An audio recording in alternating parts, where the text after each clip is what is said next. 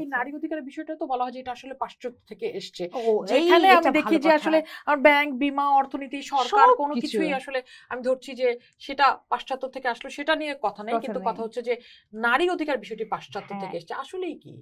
আমার এটা আমারও প্রশ্ন। যারা যেই বুদ্ধিজীবীরা নারী অধিকার প্রশ্ন আনলেই হোয়াইট ফেমিনিজম, পাশ্চাত্য এইগুলো কথা বলে, তারা দেখেন সেই বুদ্ধিজীবীদের অংশেই এই যে সংবিধান সংস্কার কমিশনে সমাজতন্ত্রকে বাদ দিয়ে বলছে যে মুক্তবাজার অর্থনীতিকে আমি উন্মুক্ত করব, অবনতি করব, এবং সমাজতন্ত্রকে দেখাচ্ছে গণতন্ত্র বিরোধী, বরং মুক্তবাজার অর্থনীতিকে দেখাচ্ছে গণতন্ত্রপন্থী।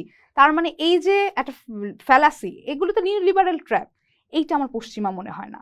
আমার পুলিশ সংস্কার আইন যখন তারা বলে যে এই আইনগুলো যেভাবে পুলিশ বল প্রয়োগ করে সেই আইনগুলো জাতিসংঘের নীতিমালা মেনে চলতে হবে, সেইটা কিন্তু আমার হচ্ছে পশ্চিমা মনে হয় না। কিন্তু সিডো আইন, জাতিসংঘের এই সিডো আইনে যখন নারীর যৌনকর্মীর যে শ্রম বা পেশা হিসেবে তাকে স্বীকৃতি দেওয়ার কথাটা আসছে, সেটা তার পাশ্চাত্য মনে হয়। তো এইটা হচ্ছে বৈপরীত্য। একটা প্রসঙ্গ আমি বলতে চাই, যেহেতু আমি নিজেকে মার্কসিস্ট নারীবাদী মনে করি, যৌনকর্মী শ্রমিক হিসেবে স্বীকৃতির চাইতেও এই মুহূর্তে দরকার যৌনকর্মীর নাগরিক সুরক্ষা। কারণ শ্রমিক কি আমার সমাজে খুব ভালো? আমার শ্রমিক তো শ্রম ভবনে বসে থাকে টাকার জন্য। আমার মনে করি যে যারা এখন ব্যবসা বা যৌনকর্মী এই বৃত্তিতে বা পেশায় রয়েছেন, তারা তো ভাই খদ্দেরের সাথে এখনো বলতে পারে টাকা না দিলে টাকা ছিনিয়ে নেওয়ার একটা ব্যাপার থাকে বা জোর করার ব্যাপার থাকে। তারাও প্রচুর পরিমাণে পুলিশ, রাষ্ট্রীয় বাহিনী দ্বারা অত্যাচারের শিকার হয়, সেগুলো আমরা জানি। কিন্তু শ্রমিক কি আমার সমাজে খুব মর্যাদাকর সম্পন্ন? আমার শ্রমিকের কি নাগরিক অধিকার আছে?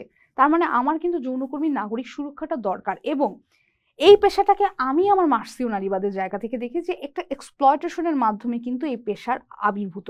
আমি যেটা একটু আলাপে আপনাকে বলছিলাম যে মানে আমি রিসোর্সের বিনিময়ে যৌন জীবন যাপন করব, এই ব্যাপারটা নৃবিজ্ঞানীরা বলেছে যে সমাজে প্রথম থেকেই ছিল। কিন্তু সেক্সকে যেভাবে মানে একটা পণ্যায়ন করা হয়েছে বা কমার্শিয়ালাইজড একটা রূপ দেওয়া হয়েছে, যে একটা পাড়া, ওই পাড়াতে এই কাজই হবে, এই পাড়া থেকে ট্যাক্স আসবে, এই পাড়াতে পুলিশ যাবে প্রতি সপ্তাহে গিয়ে দেখভাল করবে যে ঠিকঠাক আছে কিনা, একটা পাড়াই ওভাবে দিয়ে রাখা, এইটা কিন্তু রাষ্ট্রের নারীর যৌনকে শোষণ করার একটা হাতিয়ার হিসেবে একটা পাড়া এভাবে সিলেক্ট করা, মানে আমি বলছি ওটা একটা ইন্ডাস্ট্রি হিসেবে দেখানো।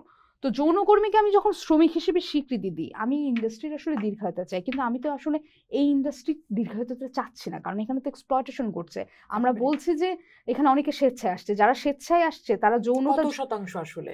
আর তাছাড়া আবার যৌনতা বিক্রয়ের বিষয়টা নিয়ে আমার ভালোবাসা, মায়া, মমতা, যৌনতা তো প্লেজারের বিষয়। এটাকে যখন আমার বিক্রয় সত্তা হিসেবে একটা পণ্য, এটাকে পণ্য হবে কিনা এটা নিয়ে আমার অনেক প্রশ্ন। যদি পণ্য না হয়, তাহলে যে নারী আসলে স্বেচ্ছায় যৌন সম্পর্কে জড়ায়, সে আসলে টাকার বিনিময়ে সেটা করবে কিনা সেটাও কিন্তু দেখার বিষয়। এবং তার যদি অন্যান্য অপশন, আমি তো এখনো জানি না, অন্যান্য সামাজিক, অর্থনৈতিক, রাষ্ট্রীয় অপশনগুলো তার জন্য ওপেন থাকে, তাহলে সেই পেশায় যাবে কিনা আমরা কিন্তু এখনো বলতে পারি না। ওটা আমরা বলি যে বারবার স্বেচ্ছা কথাটার মধ্যে আমার মনে হয় যে একটা ফ্যালাসি আছে।